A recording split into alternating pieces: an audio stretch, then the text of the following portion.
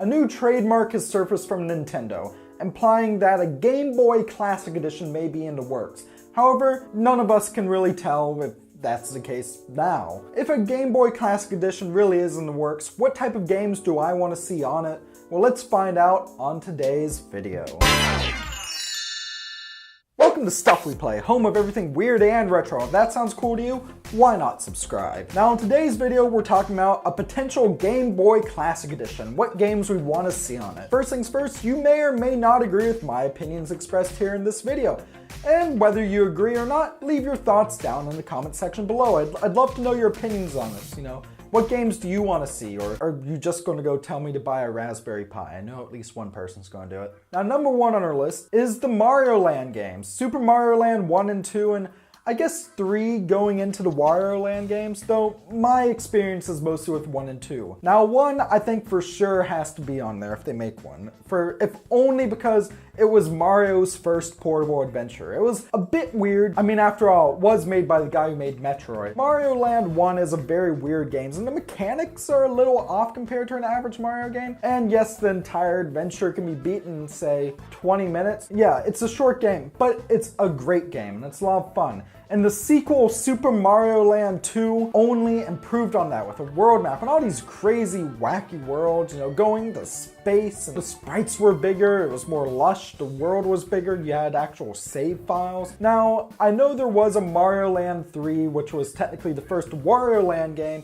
but I consider that Wario Land 1, not Mario Land 3. Now, number 2 on our list is something that's very nostalgic to me, and those are the Game Boy Mega Man games. I think it was like the second or third ever Stuff We Play video I ever made was an actual retrospective on all of the Game Boy Mega Man games, but I'm mostly just focusing on the classic game, which is Mega Man, Wily's Revenge, and 2, 3, 4, and 5. Why these games? Well, all of them, actually no, I take that back. 1, 4, and 5 are great games. 2 played well, but had a horrible soundtrack, and 3 was just kind of crap all around. They're very solid Mega Man games. Yes, they're a little slower, and there's a bit of screen crunch compared to the NES games, but they are very competent platformers, and even though they rehash bosses from the NES games, think of it more as a remixed version. All of these games, with the exception of 5, and we'll get to that, combine 2 Mega Man games together. So like Wily's Revenge has 4 bosses from Mega Man 1 and 4 from 2. 2 has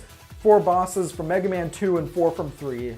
And etc, etc. My favorite as a kid was 4, which had like these anime style cutscenes. It felt so diverse in the worlds and locations you'd go to. However, 5 pretty much took that and was like, alright, well what if we ditch the remix thing and just make a completely new Mega Man game, new bosses and everything for the Game Boy. If I had to choose just one of these games for a Game Boy Classic Edition, it'd be 5. Even though 5 was the only one of these I never played as a kid, it's incredible. First things first, instead of rehashing old Robot Masters, you have 8 new bosses called the Star Droids. Yeah, it's weird, but it's cool, and they're all based off of different planets, so you're literally traveling through space, and there's these collectible items you can get, and it brings back the shop, which had only previously been in 4 on the Game Boy, and it's incredible. The soundtrack is great. And if I remember correctly, it's the only game of the 5 classic Game Boy Mega Man games to actually have a Super Game Boy palette. Now, for number 3 on our list, I'm going to dive into a bit of a different category. And that's something that I feel like should really be explored more with these Classic Edition consoles. What I would have loved to have seen on the NES Classic Edition would have been if they put a game like Little Samson or Mighty Final Fight on there, something that's really rare and sought after. Now, while most Game Boy games are pretty cheap, there are some really rare hidden gems on there. And what I'm mentioning here is called Trip World. Now, Trip World is a game by Sunsoft. And if you're a retro gamer and you know who Sunsoft is, you're probably nodding like, yeah, hell yeah. Now, the thing with Trip World was it was only released in Europe and Japan for some reason, never in North America. And however, this is another Game Boy game, the same vein as, say, a Kirby's Adventure or Super Mario Land 1, where you can beat in like half an hour. So why am I recommending it? Well, this side-scrolling platform, as easy as it is a lot of fun. You control this little creature, I think it's called a Yakapoo or whatever, and you have to go out and defeat evil. The graphics in this game are incredible, as is the soundtrack. What you'll notice is every single screen on here has something different. No enemy is reused. Seriously, you will only see one of each enemy type throughout the 5 stages